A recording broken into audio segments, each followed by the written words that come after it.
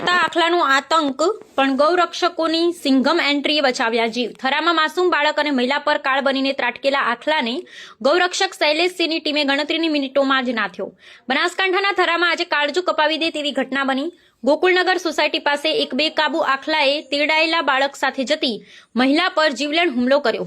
Social મીડિયામાં viral થયેલા વિડીયોમાં જોઈ શકાય છે કે આખલાએ માસૂમ બાળકને હવામાં ફંગોળ્યો હતો। આ હુમલામાં મહિલાને માથાના ભાગે ગંભીર ઇજાઓ પહોંચી અને ટાંકા લેવા પડ્યા। જ્યારે તંત્ર નિષ્ફળ ગયું ત્યારે ગૌરક્ષકો બહાર આવ્યા। લોકો ફડફડાટમાં હતા। આખલો હજુ પણ રસ્તા પર આતંક મચાવી રહ્યો હતો। ત્યારે જ વડાના રક્ષકો એટલે કે શૈલેષસિંહ અને તેમની ટીમને જાણ કરવામાં આવી। કોઈપણ સ્વાર્થ વગર પોતાના જીવના જોખમે આ ટીમ ઘટના સ્થળે પહોંચી હતી। ત્વરિત એક્શન જાણ થતાં જ શૈલેષસિંહની ટીમે વીજળી વેગે વડા ખાતેથી ઘટના સ્થળે દોડી આવી। હિંમતભર્યું ઓપરેશન જે આખલાથી આખી બજાર ડરતી હતી ત્યારે શૈલેષસિંહની ટીમે કુશળતાપૂર્વક કાબૂમાં લીધો। સુરક્ષિત આશરો રૌદ્ર સ્વરૂપ ધારણ કરનાર આ આખલાને પકડી તાત્કાલિક ગૌશાળામાં સુરક્ષિત ખસેડવામાં આવ્યો, જેથી અન્ય કોઈ નિર્દોષ વ્યક્તિ તેનો ભોગ ન બને।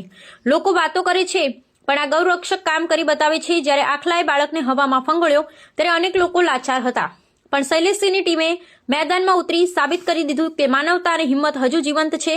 ધન્ય છે શૈલેષસિંહ અને તેમની આખી ટીમને, જેમણે સમયસર પહોંચી વધુ એક દુર્ઘટના બનતા અટકાવી। સો સલામ છે આવા વીર ગૌરક્ષકોને। અહેવાલ જયંતિભાઈ ઠક્કર, ન્યૂઝ 16 ગુજરાતી।